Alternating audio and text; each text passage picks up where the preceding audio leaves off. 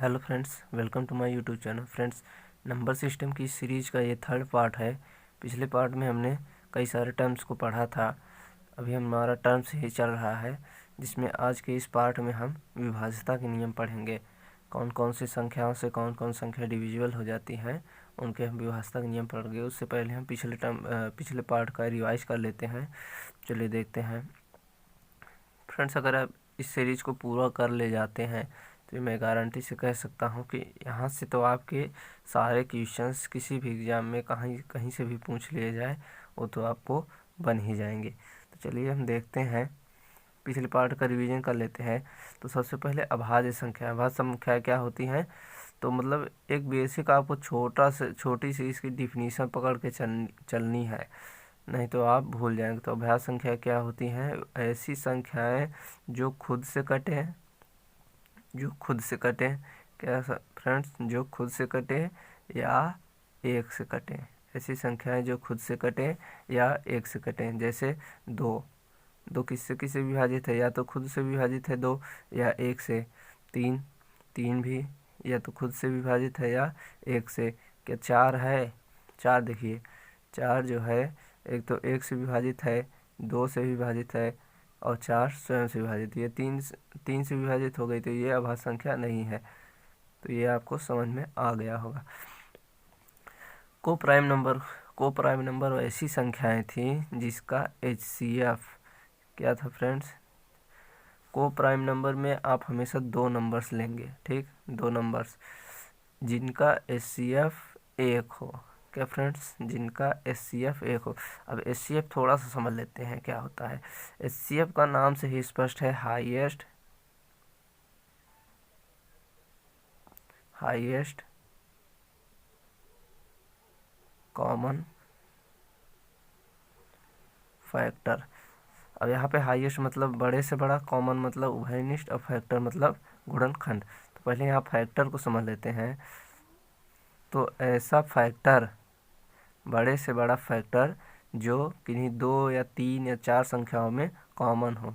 समझिएगा, ऐसा बड़ा से बड़ा फैक्टर मतलब गुणनखंड जो दी हुई संख्याओं में कॉमन हो, हमारा क्या कहलाएगा? HCF। अब देखिए, यहाँ पे को प्राइम नंबर की बात है तो को प्राइम नंबर पर ही बात करेंगे। इससे पहले मैं फैक्टर को समझा देता हूँ। जैसे 4 है, 4 का देखिए फैक्टर क्या होता है, यानी गुणनखंड क्या होता है? 1, 2 और 4। 4 के कितने गुणनखंड है? 1, 2 और 4। अब इसमें बात करें अगर HCF की, तो जो सबसे बड़ा होगा वही क्या होगा? HCF। अब जैसे यहाँ पे दो संख्या लेते हैं तो दो बगल ही ले लेते हैं। दो के फैक्टर क्या होंगे? 1 और 2। अब इन दोनों संख्याओं की HCF की बात करें तो क्या हो जाएगा? 4, क्योंकि ये सबसे बड़े से बड़ा है इन दोनों में, ठीक। सॉरी, 4 नहीं होगा यहाँ पे 2 होगा, क्योंकि इन दोनों में ये कॉमन भी होना चाहिए ना। हाँ तो इस तरह से हम देखेंगे। तो को प्राइम नंबर की बात करें तो जैसे 5 हो गया, 5 और 2, इन दोनों का HCF क्या है? 1। इन दोनों का HCF क्या है? 1। और एग्जाम्पल की बात करें जैसे 6 और 7 ले लें तो इन दोनों का भी HCF क्या है? 1। तो ये हो गया को प्राइम नंबर। अगला था कंपोजिट नंबर। ऐसे नंबर्स जो अभाज्य नहीं है, सीधी सी बात, ऐसे नंबर्स जो क्या है? अभाज्य नहीं है, ठीक फ्रेंड्स, वो क्या कहलाएंगी? Composite number. क्या कहलाएंगे? Composite number. जो अभाज्य नहीं है वो क्या कहलाएंगे? Composite number. एग्जाम्पल के लिए हम बात कर लें, जैसे 2 क्या होगा? क्या अभाज्य? 2 क्या होगा? क्या नहीं होगा, क्योंकि ये अभाज्य संख्या है। फिर 4, 3 होगा? क्या नहीं होगा, क्योंकि ये भी अभाज्य संख्या है। फिर 6, मतलब कि जो अभाज्य संख्या है वो कंपोजिट नंबर नहीं होंगी, भाज्य संख्या वो नहीं होंगी। जो अभाज्य संख्या है वो भाज्य संख्या नहीं होंगी। चलिए, हमारा पिछले वीडियो का रिवीजन था। हम आज के वीडियो को कंटिन्यू करते हैं और देखते हैं आज क्या क्या है। तो आज हम जो पढ़ने वाले हैं वो है विभाज्यता, मतलब कि दो से कौन कौन से संख्या कैसे हम पहचान सकते हैं कि दी हुई संख्या पूरी की पूरी 2 से विभाजित है, 4 से विभाजित है, 7 से, 11 से, है ना। ये सब हम कैसे पहचान सकते हैं। तो चलिए देखते हैं विभाज्यता के नियम, यानी कि डिविजिबिलिटी।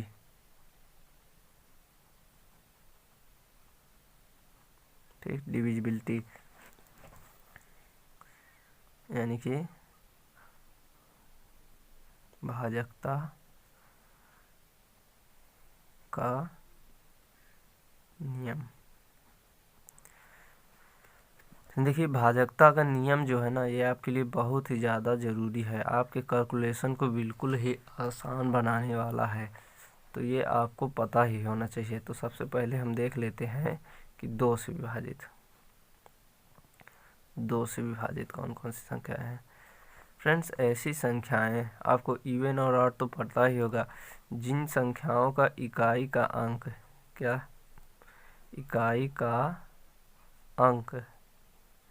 क्या हो, इवन हो,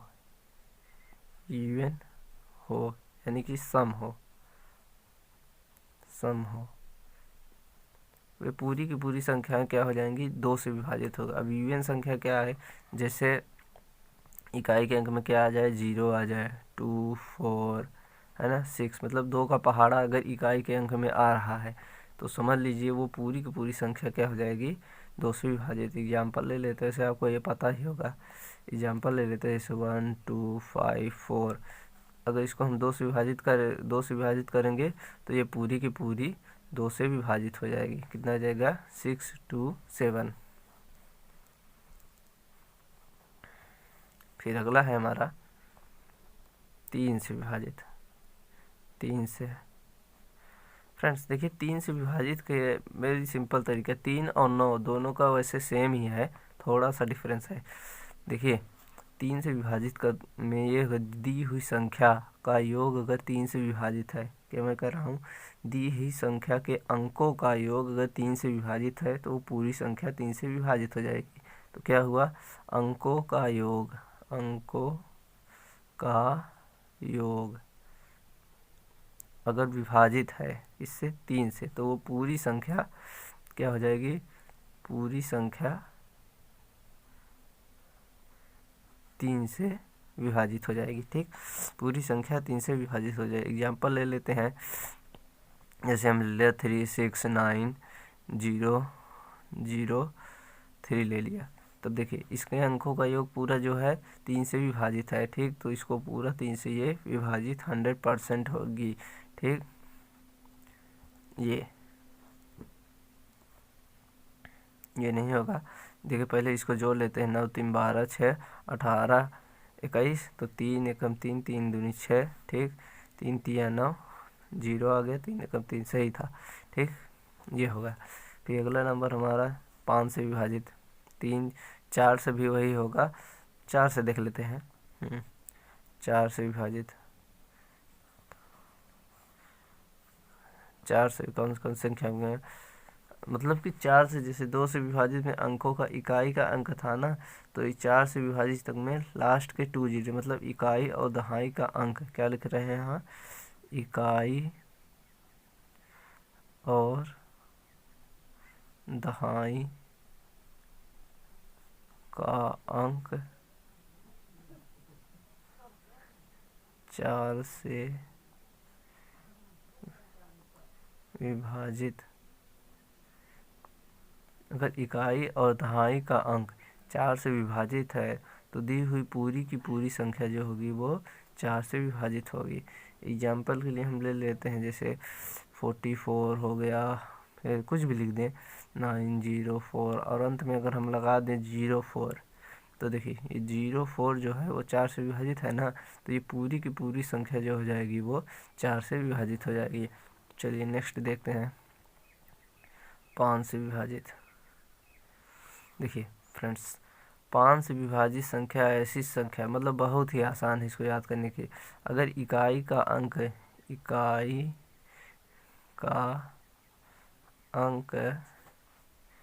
यदि इकाई का अंक यदि 0 या 5 हो तो पूरी संख्या 5 से विभाजित हो जाएगी।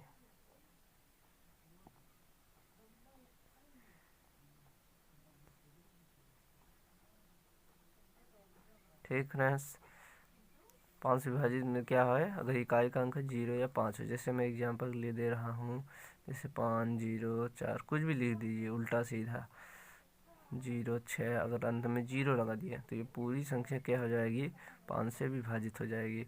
कुछ भी लिख दे 5 0 1 9 0 5, तो ये पूरी संख्या अगर 5 से विभाजित होगी तो 5 से विभाजित होगी, क्योंकि इकाई के अंक में 5 है। ठीक, बहुत ही आसान है 5 बेटा, बहुत आसान है। फिर अगला नियम देख लेते हैं 6 से विभाजित। क्या देख लेते हैं, 6 से विभाजित। फ्रेंड्स 6 से विभाजित तक में आपको थोड़ा सा याद रखना पड़ेगा, थोड़ा सा। 6 से विभाजित तक में दी हुई संख्या, ठीक है ना, कोई भी संख्या दी है, अगर आपको पता करना है कि ये 6 से विभाजित है कि नहीं सॉरी, तो आपको ये देखना है, 6 के पहले सहअभाज्य गुणनखंड निकाल लेते हैं। सहअभाज्य गुणनखंड क्या होंगे, 2 और 3, 2 3 6।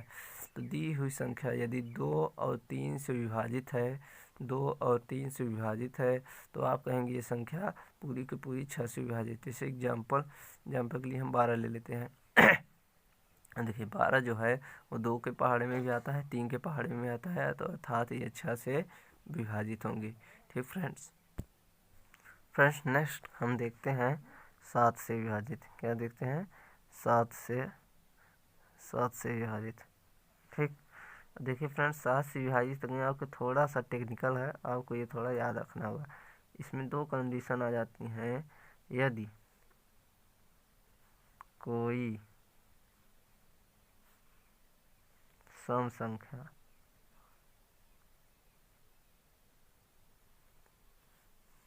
6 बार 12 बार, क्या फ्रेंड्स, कोई सम संख्या 6 बार 12 बार 18 बार रिपीट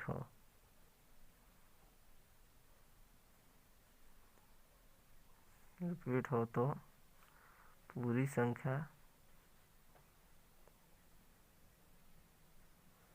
7 से विभाज्य होगी।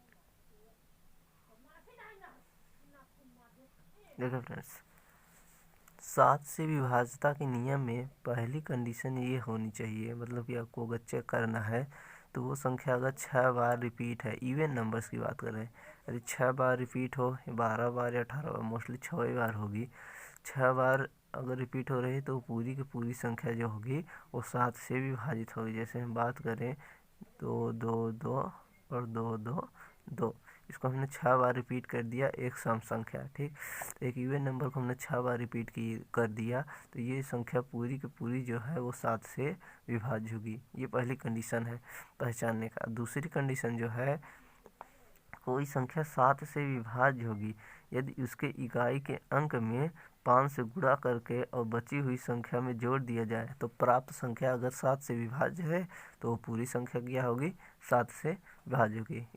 कैसे, क्या कहेंगे, इकाई अंक में 5 से गुणा करने पर, क्या थे, 5 से गुणा करने पर बचे अंकों में जोड़ दें,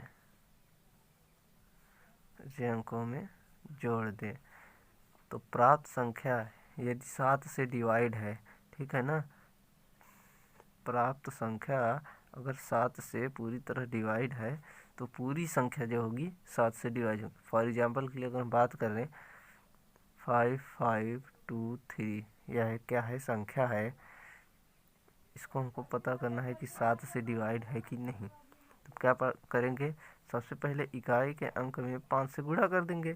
ठीक, तो 5 या 15 15 बचा, अब से बचे हुए अंकों में उस संख्या को जोड़ देंगे 15 को। ठीक, तो हमको क्या प्राप्त हुआ, 7 6 5। फिर से हम क्या करेंगे, अभी भी ये बड़ी संख्या है, अभी भी हमको नहीं पता कि ये 7 से डिवाइड है कि नहीं, तो फिर से हम इस इकाई के अंक में 5 से गुणा कर देंगे, फिर इसको जोड़ देंगे, 7 पन्ना 35 आ गया। ठीक, फिर इसको हम जोड़ेंगे 11, 5 3 8 1 9। अब देखिए ये 91 है ना, ये 7 से क्या है डिवाइड है, कितनी बार जाएगा, 7 से अगर करेंगे तो ये 13 बार। तो ये पूरी संख्या क्या हो जाएगी, मतलब कि 5 5 2 3, पूरी की पूरी संख्या 7 से क्या होगी डिवाइड होगी। ठीक, तो इस तरह से हम जान लेंगे। फ्रेंड्स हमने क्या समझा, तो वो पूरी की पूरी क्या होगी संख्या 7 से डिवाइड होगी। ठीक है फ्रेंड्स, चलिए आगे देखते हैं। नेक्स्ट हमारा है 8 से डिवाइड। 8 से डिवाइड देखिए फ्रेंड्स, 2 4 और 8, 2 में हमने क्या पढ़ा था कि अगर इकाई का अंक मतलब इकाई का एक संख्या 2 से डिवाइड हो। 4 में हमने क्या पढ़ा था, 2 में क्या पढ़ा था कि एक अंक, इकाई का एक अंक 2 से डिवाइड हो। 4 में हमने क्या पढ़ा था, इकाई का 2 अंक 4 से डिवाइड हो। अब 8 में हम क्या पढ़ेंगे, शुरू के 3 अंक, शुरू के 3 अंक इकाई से लेकर अगर 8 से डिवाइड है तो पूरी की पूरी संख्या क्या हो जाएगी, 8 से डिवाइड होगी। तो क्या हो जाएगा, 8 से डिवाइड हो गए अंकों क्या करेंगे, शुरू मतलब शुरू का मतलब क्या होगा, इकाई से, इकाई से 3 अंक, इकाई के 3 अंक 8 से अगर डिवाइड है तो पूरी पूरी संख्या जो हो जाएगी 8 से डिवाइड हो जाएगी। एग्जाम्पल की अगर हम बात करें तो कुछ भी ले लीजिए आप, जैसे हम ले लेते हैं 9 3 2 8। अब देखिए ये 3 संख्या जो है 8 से डिवाइड है ना, तो ये पूरी की पूरी संख्या क्या हो जाएगी, 8 से डिवाइड होगी, आप देख लीजिएगा। अब अगला है हमारा 9 से। देखिए 9 को भी हम रिलेट करने वाले हैं किससे, 3 से। तो 3 क्या था कि अंकों का योग, अंकों का योग यदि 3 से डिवाइड था तो पूरी की पूरी संख्या 3 से डिवाइड। अब 9 के लिए भी होगा अंकों का योग 9 से अगर पूरा पूरा डिवाइड है तो वो पूरी की पूरी संख्या क्या हो जाएगी, 9 से डिवाइड हो जाएगी। अब अगला जो है मोस्ट इम्पोर्टेंट 11 से। ठीक है फ्रेंड्स, 11 से डिवाइड करने के लिए आपको मतलब नॉर्मल से 2 कंडीशन याद रखनी होगी। पहली कंडीशन क्या है, यदि सम स्थानों के अंकों का, फ्रेंड्स नेक्स्ट है हमारा 11 से विभाजित। तो 11 से विभाजित में क्या हम देखने वाले हैं, यदि सम स्थानों के अंकों का योग विषम स्थानों के अंकों का योग के यदि 0 हो यदि 11 हो। देखिए इसे एग्जाम्पल से समझते हैं। एग्जाम्पल हम फर्स्ट ले लेते हैं।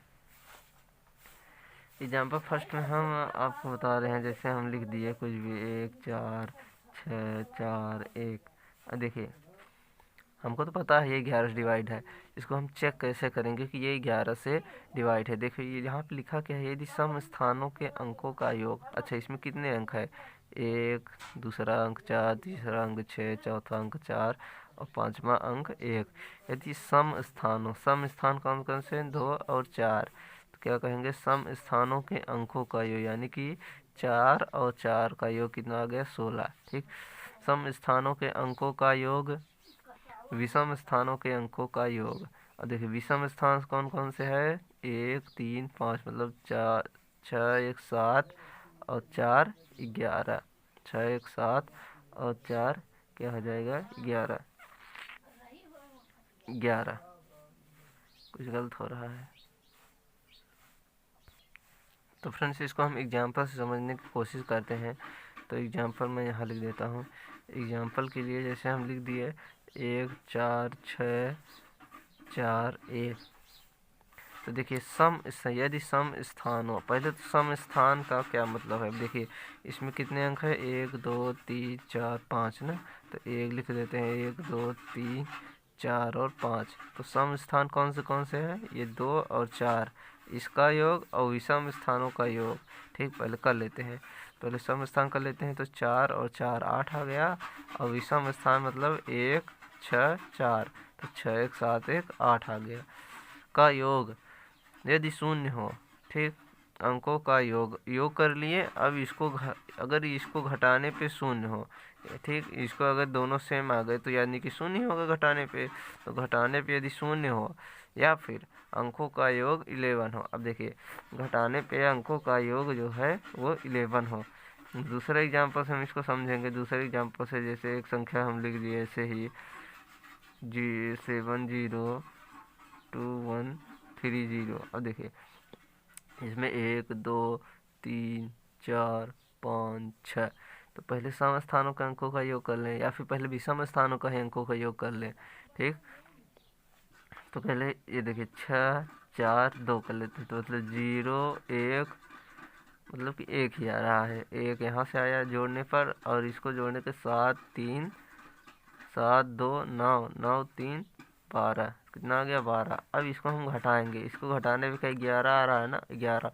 तो मतलब ये संख्या पूरी भी 11 से पूरी डिवाइड होगी, और ये संख्या भी पूरी 11 से डिवाइड होगी। ठीक,